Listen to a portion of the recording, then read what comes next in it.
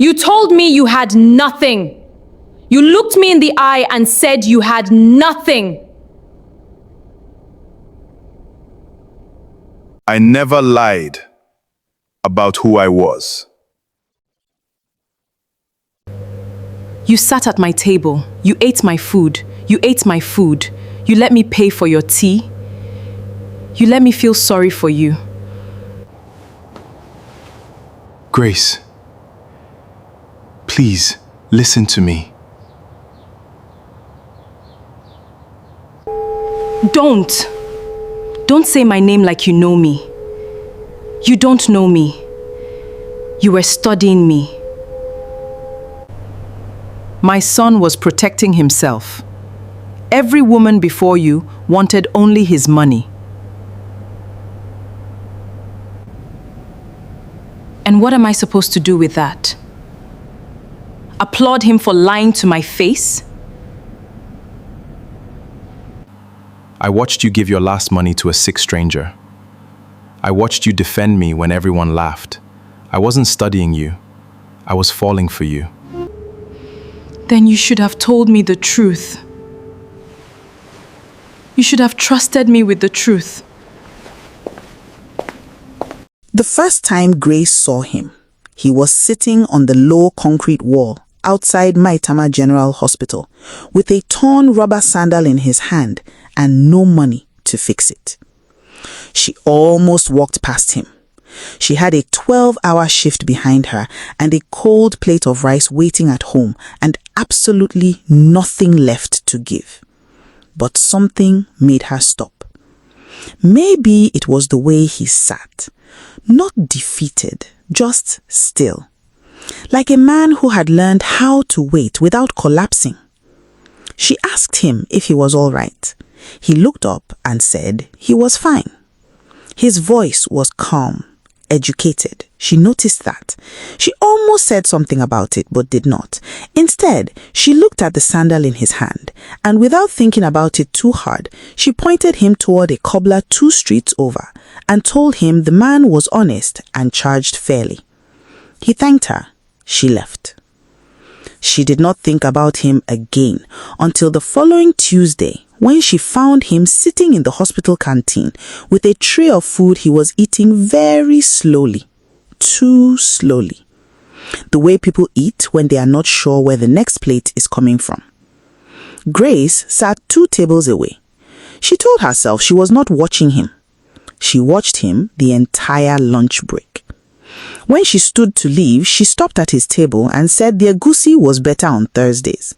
He looked up and smiled. Not the smile of a helpless man, something else, something steady. She sat back down. His name was Victor. He told her he had recently returned to Abuja after a difficult period and was trying to get back on his feet.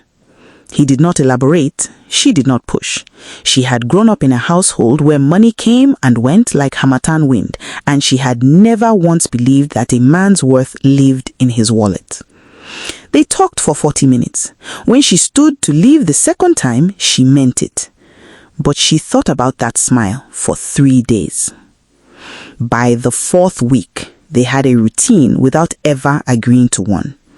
Tuesday and Thursday lunches in the hospital canteen. Sometimes she brought him food from outside because the canteen portions were small, and she noticed he never ordered more than one thing. She told herself it was just kindness, the kind she would show anyone.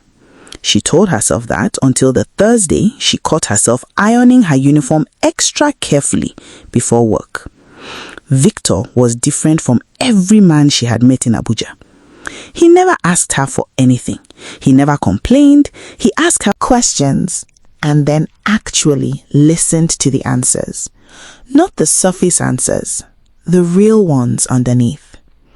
He remembered small things, that her mother was recovering from a knee surgery in Enugu, that she preferred window seats, that she hated the sound of television during dinner.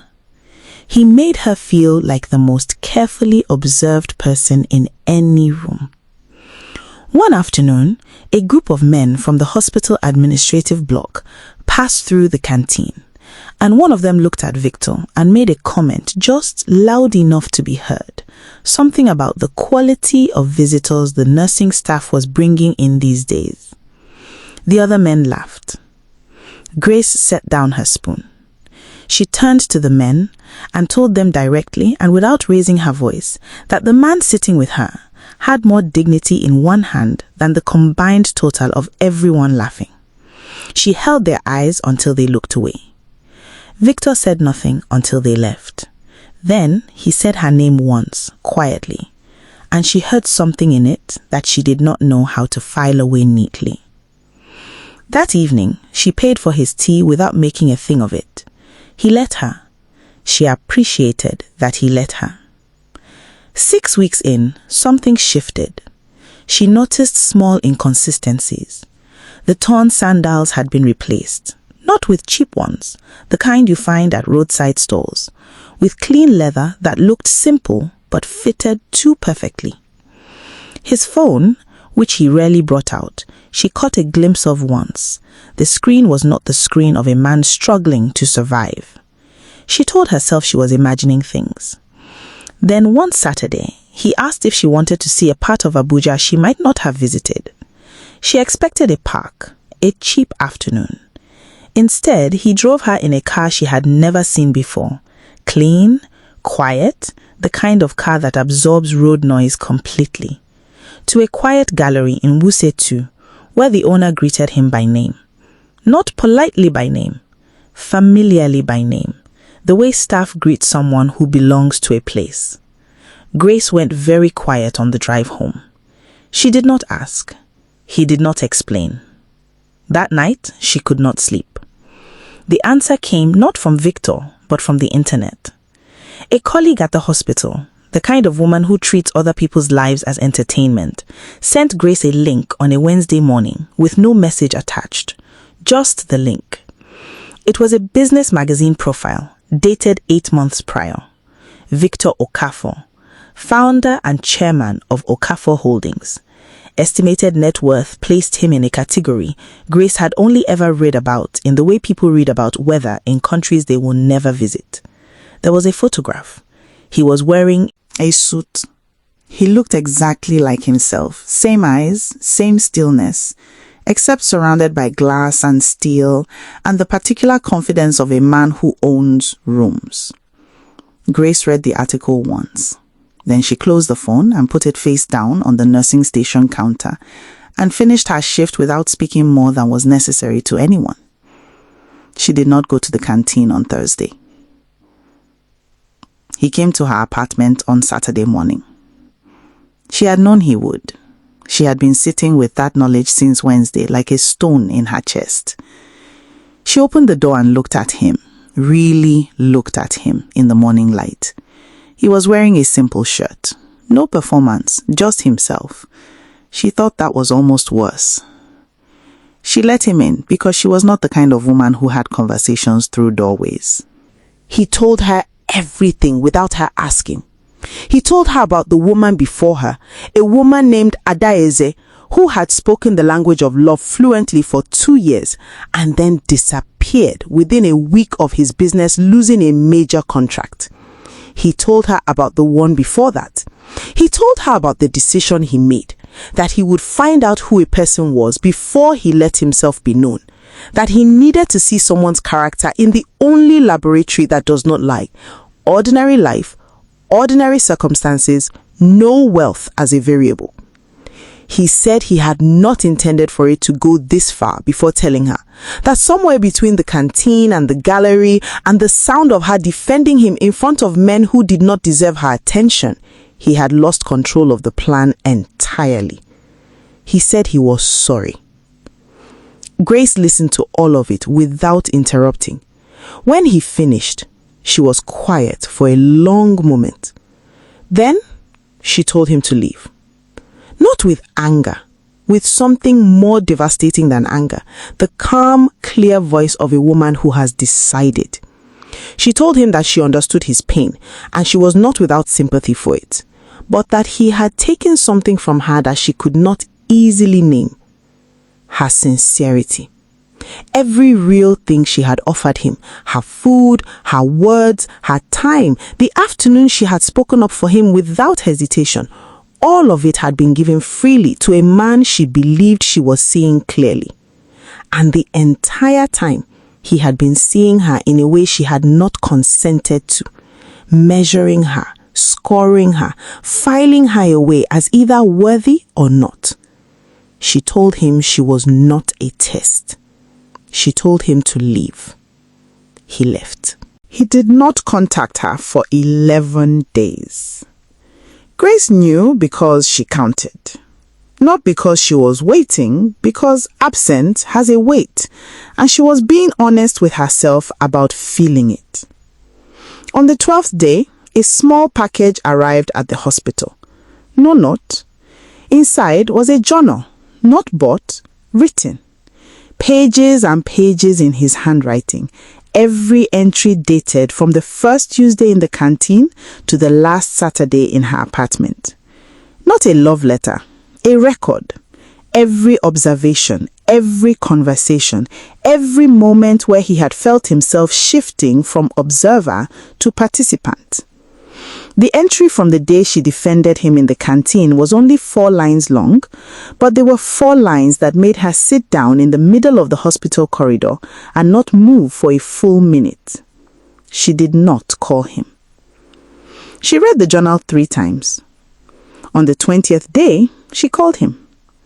She told him she had one condition before anything else could happen between them, that going forward, whatever this was, would be built entirely on the understanding that she was never again a subject in someone else's experiment, that she would be met as an equal in full information at all times, that if he ever felt the need to test her again, he should simply walk away instead, because she did not have the patience to recover from that kind of wound twice.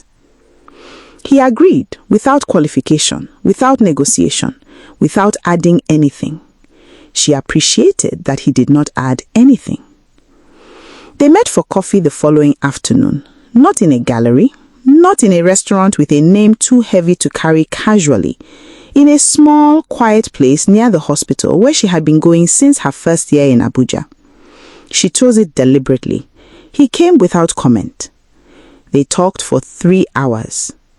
When she stood to leave this time, she was not running from anything. She was simply a woman who had things to do and a man she intended to see again on her terms, in her time, with her eyes open and her dignity fully intact. Victor watched her go. He did not look like a man who had won something.